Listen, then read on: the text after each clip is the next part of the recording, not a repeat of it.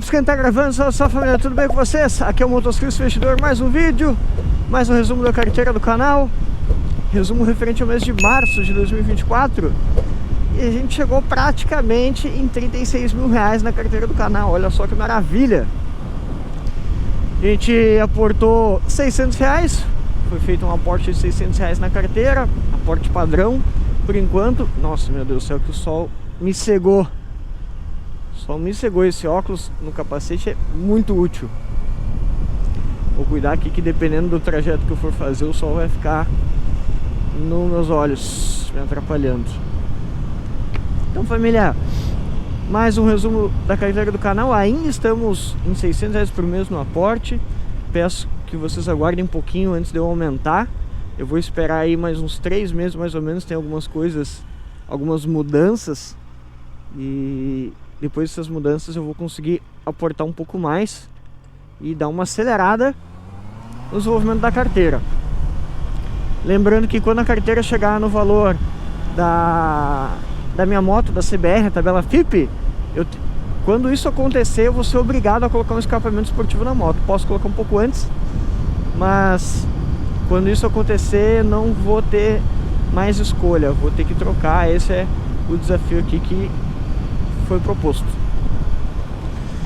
Então, aportamos 600 reais, a carteira valorizou 2%, enquanto o Ibovespa, que é o principal índice da Bolsa Brasileira, caiu. Consegue a imagem aí desse resumo. Só que na realidade a carteira passou dos 36 mil pelo seguinte: ela passou durante o mês, depois caiu um pouco e se recuperou no final de março. Só que eu fiquei com mais de 180 reais de dividendos na conta da corretora Rico, e o dinheiro que fica na conta não mostra, eu tenho que reinvestir ele para poder aparecer nessas imagens. Então eu não consegui fazer isso, muita correria, e vai ter que ficar agora pro dia 1º de abril. Então no dia 1º de abril eu vou aportar mais o dinheiro, fazer o aporte de abril, e vou acabar investindo esse dinheiro. Então a carteira na realidade fechou em 36, quase 36.200, certo, família? 36.170 e poucos, 80, mais ou menos isso, tá, família? E essa valorização de 2% representou quase R$1.000, vocês puderam olhar na imagem, quase R$900 na realidade de valorização, mais os dividendos, que foram recordes. Então a gente recebeu aí 194, se eu não me engano, 194, 196 reais em dividendos. Só que tem dividendos do exterior que acaba tendo 30% de imposto de renda. Então eu ganhei R$21,90, se eu não me engano, no exterior. Aí tirando os 30% ficou uns 15, 16. Resumindo, recebemos R$188 e alguns centavos de dividendos. Líquido foi isso. E batemos um recorde de R$175 de dividendos no único mês. Então, olha só, mais metas. Sendo que a gente também passou a meta de 24% de rentabilidade. Então olha só, vamos recapitular. Para quem assistiu o resumo do mês de fevereiro, o vídeo foi bem concentrado nisso, em relação à meta de rentabilidade. Tá bonitão esse Corolla, hein? Acho bonito. Foi concentrado, o foco do vídeo foi sobre rentabilidade. Por quê? Eu passei meses, mais de ano, com o gráfico dos investimentos andando de lado. Então a carteira ela valorizava um pouquinho, caía, valorizava mais um pouquinho, caía, andava de lado, desvalorizava. Então eu fiquei na meta de 9% de rentabilidade da carteira muito tempo.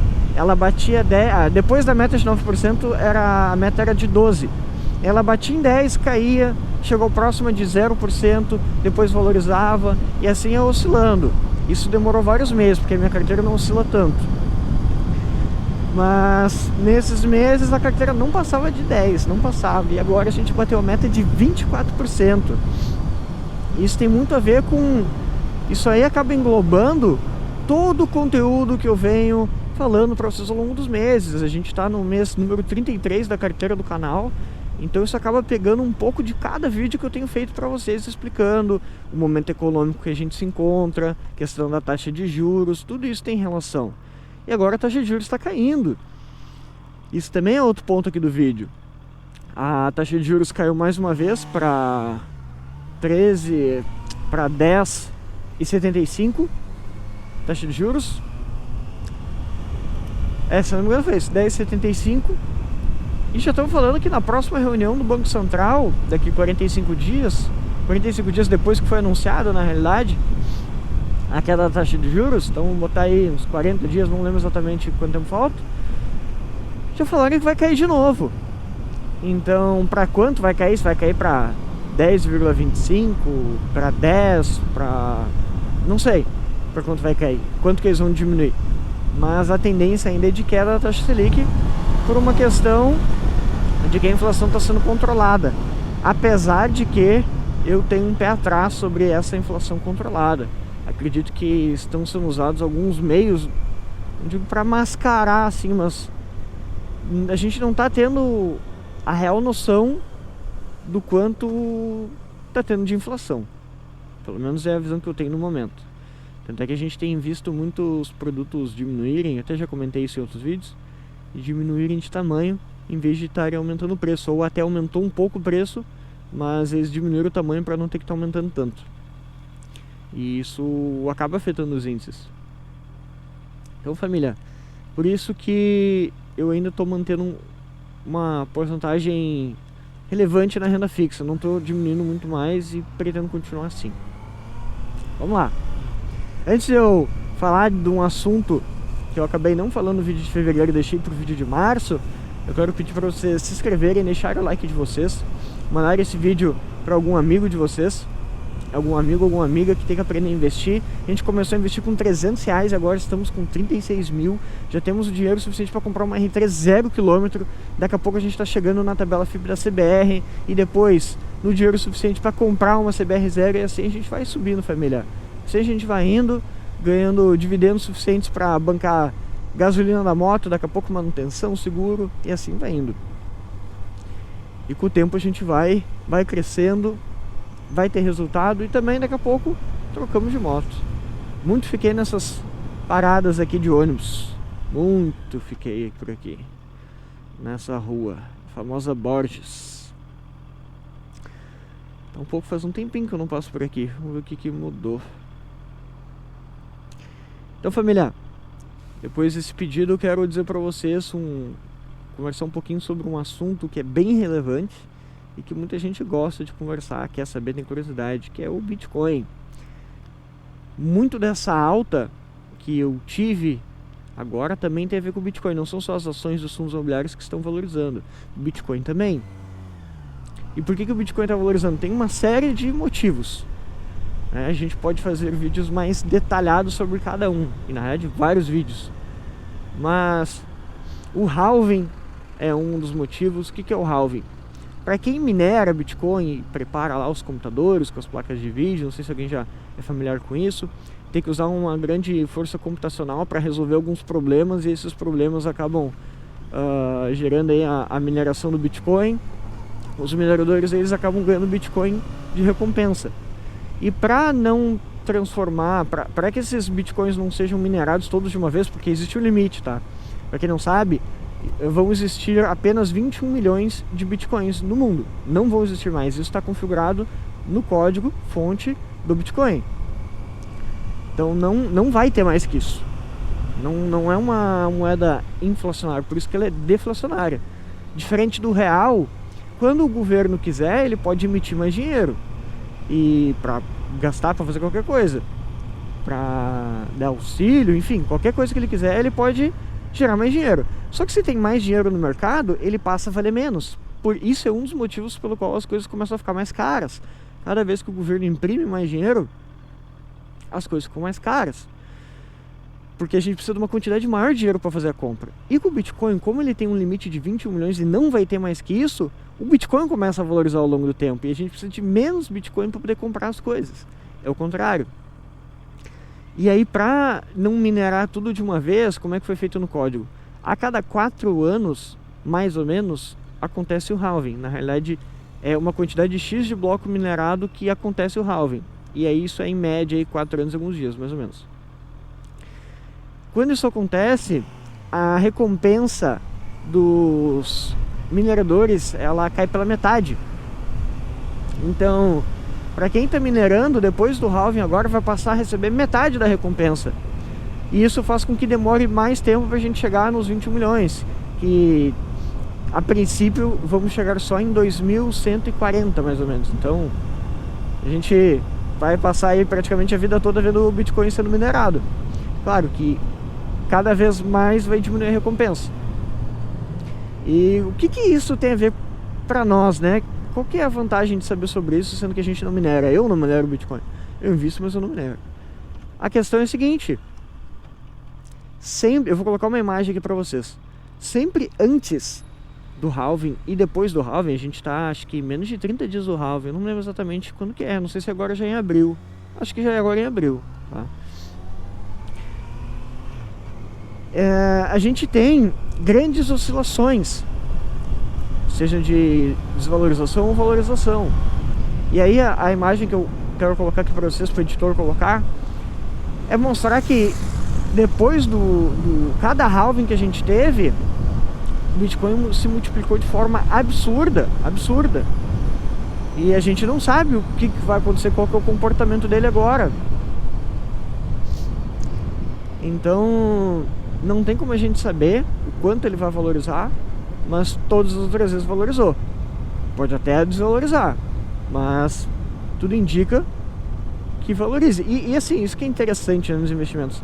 Mesmo que o Bitcoin fosse desvalorizar, por a gente já ter esse histórico de valorizar depois do halving, pode ser que muitas pessoas acabem comprando e ele valorize até por uma questão de oferta e demanda, de muitas pessoas comprando e poucos querendo vender, e não necessariamente porque ele está valendo mais naquele momento. Mas enfim, isso é um dos grandes motivos pelo qual fez o Bitcoin valorizar um monte.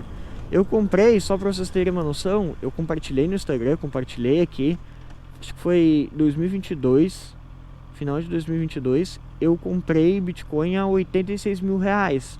Eu comprei um pedacinho de Bitcoin, investi bem poucos reais aqui na carteira do canal até.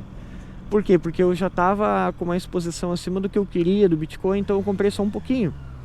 E o Bitcoin, ele bateu o topo histórico de 72 mil dólares, que equivale aí a mais de 350 mil reais. Então esse dinheiro que eu investi, ele multiplicou algumas vezes, né? Teve aí 300% de valorização, mais ou menos, um pouco mais, né? Eu investi 80, 160, 240, foi bastante valorização. Eu não investi muito dinheiro, poderia ter investido muito mais, sim. A gente até brinca que o investidor, ele sempre se arrepende. Ou ele se arrepende de ter investido, ou ele se arrepende de ter investido pouco. E esse é um caso que eu poderia tranquilamente ter me arrependido de ter investido pouco. Como eu sou muito focado na metodologia e eu já estava com Bitcoin a mais do que eu queria, eu fiquei tranquilo. Mas realmente, né? Se eu soubesse, se eu tivesse certeza do quanto que fosse valorizar, eu tinha investido mais, com certeza. Não vamos ser hipócritas, não vamos negar isso. Mas vou respeitar a metodologia. Da mesma maneira agora, eu também estou acima do Bitcoin, do que eu quero. Posso talvez investir um pouquinho? Posso.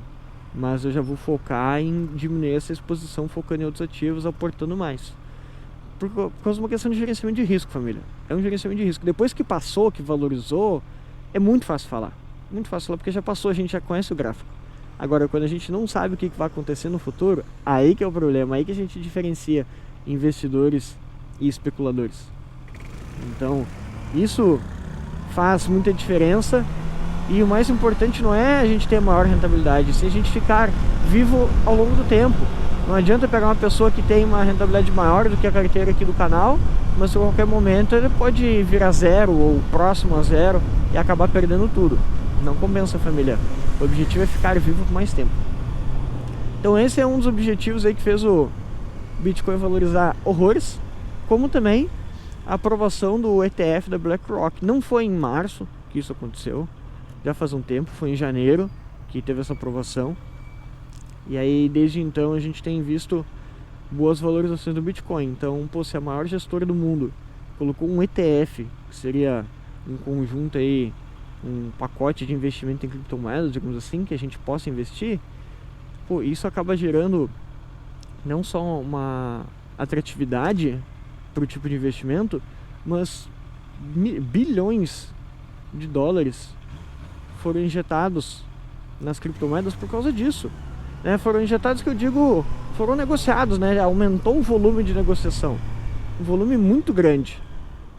Nossa, saí de um semáforo e fui pro outro. O carro foi, a moto também, o filho da... Deixa eu sair aqui antes que mais alguém quase leve aí o meu espelho, meu guidão. Ficar ligado. E esses são motivos que fizeram o Bitcoin disparar. Fora o que eu acabei comentando com vocês. Deixa eu sair dessa pista aqui que tá horrível. Fora o que eu comentei com vocês, esse aqui eu não vou ficar. Não vou esperar. Vou ficar na manha esperando o outro aqui. O movimento. Fora o que eu falei pra vocês da oferta e da demanda. Então isso também tem relação. O Bitcoin começou a subir um pouco. Vou colocar até pra vocês o índice do medo e da ganância, que mostra esse, até essa imagem que eu vou colocar pra vocês é do dia 15, do meio do mês, porque foi o momento que eu vi o maior pico que eu presenciei, que eu olhei, só que ele chegou em 90. O que isso quer dizer? Esse índice, ele mostra o quanto as pessoas estão gananciosas. Acho que eu vou ter que sair aqui também que... Não, o carro parou. Ele mostra quantas pessoas estão gananciosas ou com medo. Então um índice em 90, ele indica que as pessoas estão muito gananciosas. Tem muita gente querendo comprar Bitcoin. Agora deu uma queda nesse índice, mas ele chegou em 90. E nesses momentos em que eu fico com medo, quando todo mundo tá felizão, comprando Bitcoin, querendo comprar mais, é esse momento que eu tenho medo. Por quê? Vai ter correção. Vai ter uma correção. Muito provavelmente, não tem como garantir, mas muito provavelmente acabou tendo. Ele bateu o top stock, depois acabou caindo 10%, até um pouco mais. E agora já não sei exatamente quanto que tá. Mas a gente tem que cuidar disso aí. Quando o mercado inteiro tá ganancioso, a gente tem que colocar um pé atrás, família. Se a gente for junto com o mercado, e depois quando tiver queda, a gente vai cair junto com o mercado. E se vocês observarem a minha carteira neste mês valorizou mais que o mercado. E muitas vezes até o mercado acaba valorizando um pouquinho mais. Só que nas quedas, a minha carteira cai muito menos. Isso é muito mais importante. Cair pouco é mais importante do que valorizar mais. Quando a gente cai, pra gente recuperar, é mais trabalhoso. Então, família, esses são alguns pontos. Dá pra gente entrar em cada assunto, falar da questão do halving, falar da questão dos ETFs. Posso fazer vídeos mais dedicados em relação a isso. Se vocês quiserem, deixem nos comentários. Posso fazer pra gente entrar um pouco mais no assunto, detalhar. Criptomoedas é um assunto muito abstrato ainda para a maioria de vocês, eu sei. A maioria não conhece, não sabe muito bem o que é uma criptomoeda, para que serve, por que valoriza tanto. Eu expliquei um pouco sobre isso, mas tem mais pontos que merecem um vídeo específico pra gente detalhar bem. E aí, tendo em vista tudo isso, eu acabei investindo. Eu fiz o aporte da carteira em renda fixa. Aportei R$288 em renda fixa, justamente para manter aqueles pelo menos 10% da carteira. É aquela questão de segurança, dormir tranquilo, e também essa questão que eu fico com receio da inflação. E investi o resto em ações. Como ficou faltando aqueles 180 de dividendos que eu poderia ter investido, ficaram para o próximo mês. Essas foram as movimentações. Vou colocar para vocês o balanço da carteira, como que a carteira ficou exatamente, junto do balanço desejado, que é onde eu sei, o balanço desejado é sempre o norte. Então, chegou início do mês, coloquei R$600, onde eu vou investir? Olha o balanço desejado, olha o que eu tenho, o que não está batendo, eu invisto. Se eu quero ter 5% no ativo e eu tenho 3% dele no momento, é nele que eu vou investir. Deixa eu cuidar aqui que está desligado o semáforo. Bem cedo agora, o pessoal fura bastante semáforo.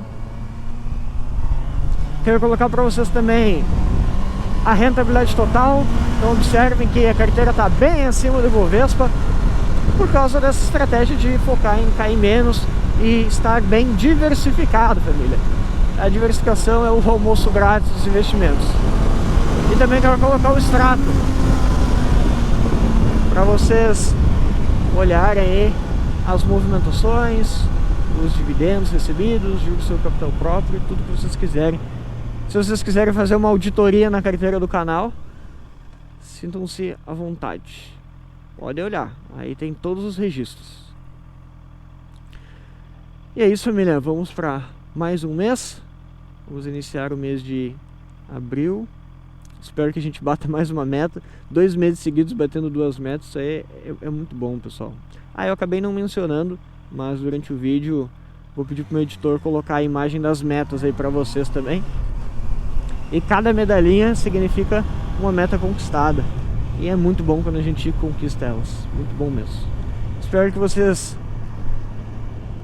aproveitem o mês de abril agora e que vocês também realizem, conquistem aí várias metas de vocês. Vou ficando por aqui. Um abraço para vocês. Até mais e tchau, tchau.